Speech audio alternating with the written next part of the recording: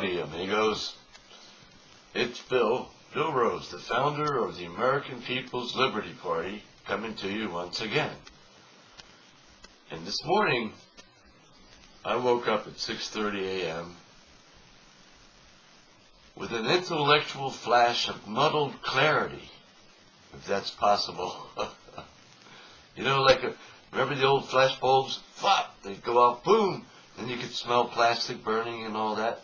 Kind of like that. And meanwhile, while you're being distracted by North Korea attacking an island of South Korea, I thought I'd bring you some of these ideas that filled my head this morning. Over the last few days, I've been watching a few historical movies. One of the movies I watched was Alexander the Great. And he was deposed probably by poison. You know, he was like the son of a king in Greece. And at the age of 20 became bored and restless and had a lot of ambition, and so led armies all the way to Afghanistan and conquered Afghanistan.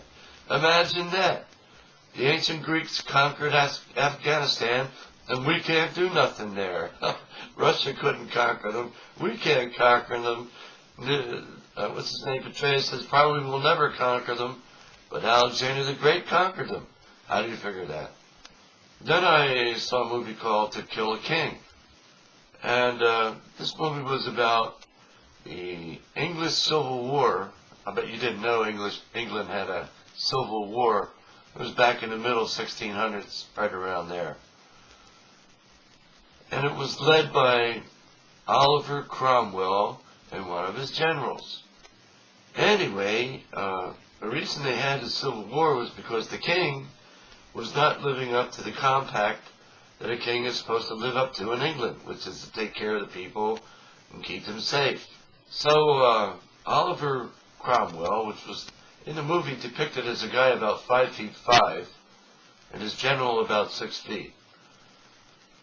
So Cromwell and his general rallied together a lot of Englishmen, and they fought the king's army, and they won. But they left the king in power, although the king sent his son to exile to France, because the king figured, hey, they might kill me, they might kill my son. So the point of this discussion about Oliver Cromwell is this. For a short time, England was a republic for a few years because of that English Civil War, which basically censured the king.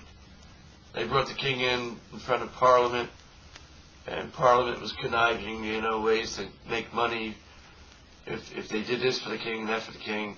And so Cromwell and his people kicked out all of Parliament. They brought in a new Parliament. They censured the king, and the king had to sign papers saying he would do this and that. Otherwise, they would have gave him the Madame Lafarge treatment, which is off with his head. So that republic lasted a few years until Cromwell got sick and died. And the general, Cromwell's general, pondered what it would have been had he accepted the leadership instead of Cromwell, because Cromwell declared himself the protectorate of the people of England. In other words, he was fighting for the freedom of the English people, to make the king do what was right. And since the king didn't want to do what was right, because the king said, by divine right I am the king, you can't tell me what to sign, you can't tell me what to do, blah, blah, blah. But they did. They told him what he had to do. And they kept him confined to his quarters, so to speak, with hardly anything in his room. So, the movie, I guess it was, conjectured what would happen if the general had been the leader instead of Cromwell.